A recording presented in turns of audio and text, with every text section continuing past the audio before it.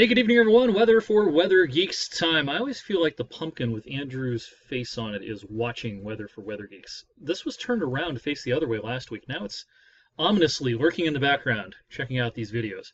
All right, today we got to 65 this afternoon after 64 the previous 2 days. Average high 48, 49. So once again, we were really playing with house money today.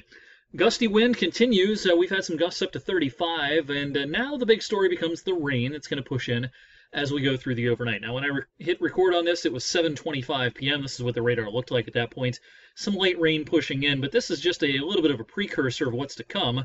The more substantial rain off to the west, and we expect the radar to even fill in as we go through the night tonight. I'll show you the computer models in just a second. But a pretty good wall of water heading our way with this cold front that is tracking east. They've had a busy evening down in the southeast with severe weather, several confirmed tornadoes in the panhandle of Florida, and heading up into the southwestern suburbs of Atlanta, including some damage. I've seen some pictures of some damage to the suburban Atlanta area.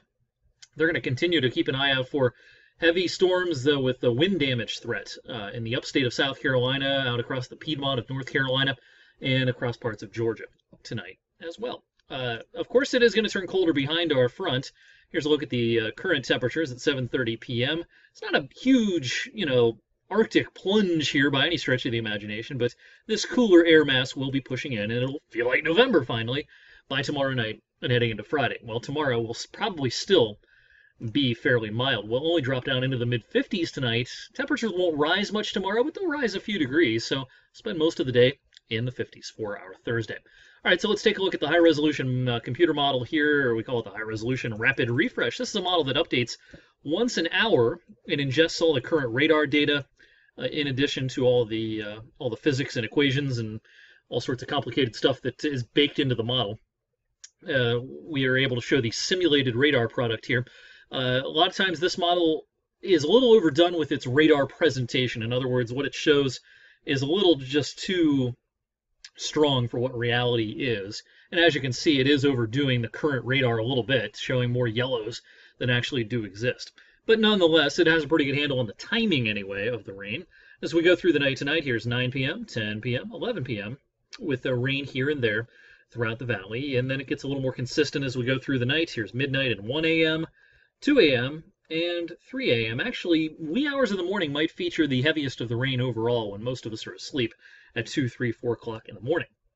When people are getting up and getting ready for school and work tomorrow, the rain should be just about out of here. Here's 6 o'clock in the morning, steady rains to the east. Now, there might be some sort of residual shower for an hour or two at daybreak tomorrow, but it'll be real spotty, hit or miss. Most of us will be in the miss category. So the steady rains through about 4 or 5 o'clock, and then we're looking pretty good for the rest of the day tomorrow. All right, so in the wake of our front, tomorrow night turns colder. It drops down to about freezing. Friday's a chilly day with highs in the 40s and some sunshine. So let's skip ahead to the next interesting weather maker, the weekend. Here's Friday with that high off to our south and benign weather for the end of the week. All right, so the weekend. What we have going on here is an area of low pressure which will be tracking east. Here's Saturday morning. That low right here, kind of a warm front in through here, and a cold front just off the screen.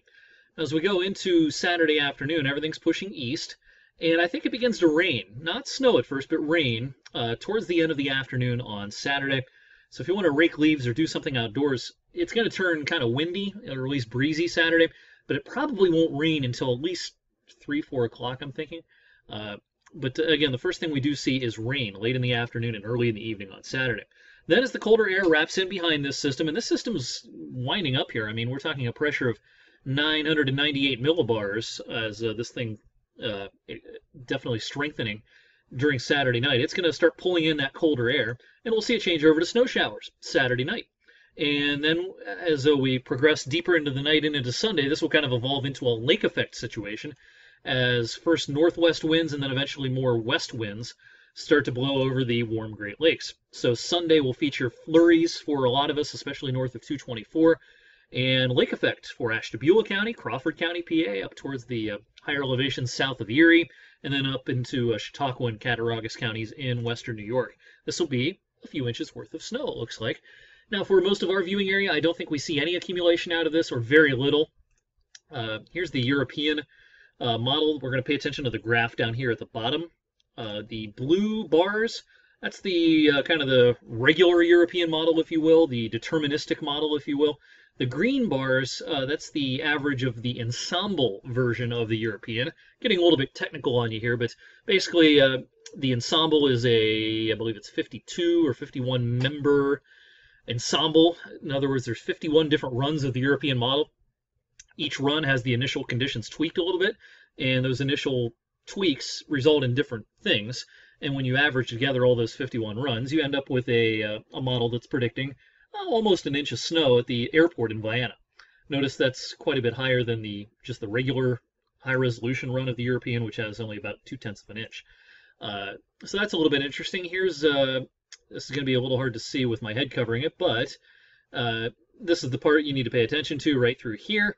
The GFS is the red line, the European's the purple line, and both are under an inch at the airport for snow accumulation during the course of the upcoming weekend. So we are looking at probably just a dusting at worst in most spots, Saturday night, Sunday, but some place could get a half an inch or even an inch in far northern Trumbull and northern Mercer, I think. That should about do it for the snow this weekend. Not a big thing, not a big deal, but just kind of interesting since we're coming off such a warm stretch of weather for much of the fall season.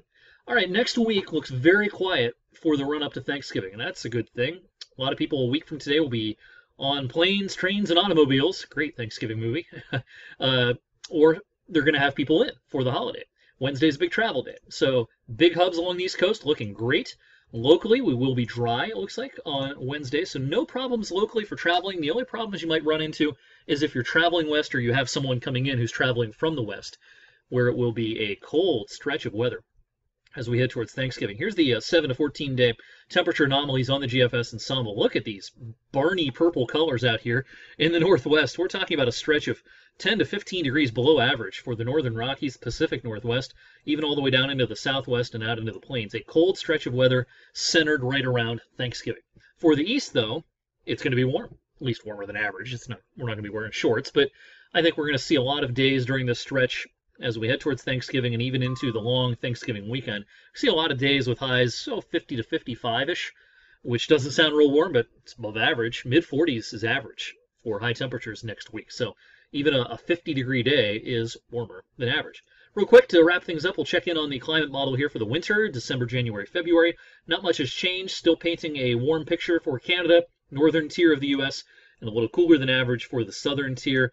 Classic El Nino look to this, and we see no reason to deviate from our forecast that we put out around Halloween. Our forecast locally is for slightly below average snowfall, and temperatures this winter averaging for the 3 months to be about a degree above climatology, above the seasonal average. There'll be some cold days, sure, it's going to snow some, there might be some ice storms, but when you average together the 3 months, a little less snow than usual, and a little warmer than usual, and a big change compared to the last 2 years, which were remarkably cold and also pretty darn snowy as well. Thank you for watching this extended version of Weather for Weather Geeks on this Wednesday night. I'll see you tonight on 21 News at 11. Another weather briefing posted on my weather blog tomorrow morning, ericwfmj.com. Have a great night.